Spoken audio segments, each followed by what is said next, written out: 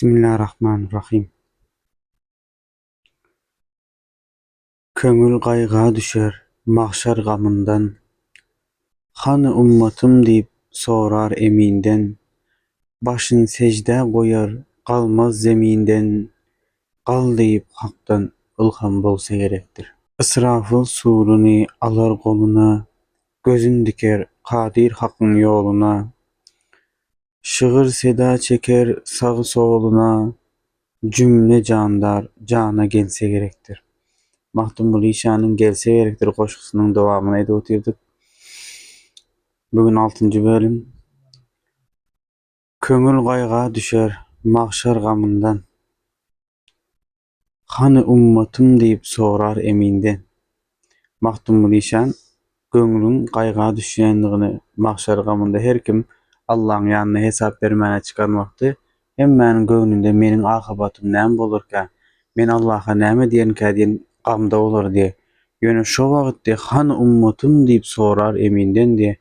Muhammed Aleyhisselam Allah'dan nirde ümmetim diýip sorajakken Muhammed Aleyhisselam öz gamynda däl de, köngül gamynda däl de, ummatynyň gamynda boljaklygyny aýdy. Başyny secde goýar galmaz zeminden. Gal diýip hakdan ylham bolsa gerekdir. Taki ummatyny görýänçe, taki ummatynyň nideligini bilýänçe Muhammed Aleyhisselam başyny secde goýup galmaz zeminden diýe mahtum nişan nähil dürdäne sözler bilen şahirany sözler bilen bize näçe hakykatlar aýdyp berdi. Allah razy bolsun. Şey diýen soň gal diýip hakdan ferman gelse gerekdir diye. Mahtum nişan Muhammed Aleyhisselam'a. Israfil suruny alar goluna. Gözün diker kadir hakyň ýoluna. Mahşer meýdanynda şu wakalar bolup duran bolmazyndan Israfil suruny eline alıp Allah Taala'nın emrine hazır ve nazır bolup durjaklygyny aýdy. Şygyry seda çeker sagy soluna. Cümle jandar jana gelse gerekdir.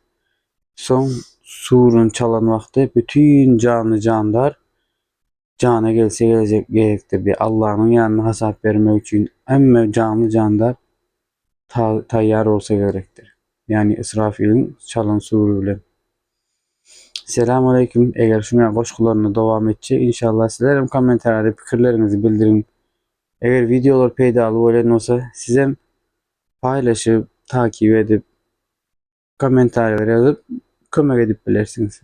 Bu kanaly birlikde ulagdalyň. Yeketek meniň kanalymda hemmemiziň kanalymyz bolsun inşallah.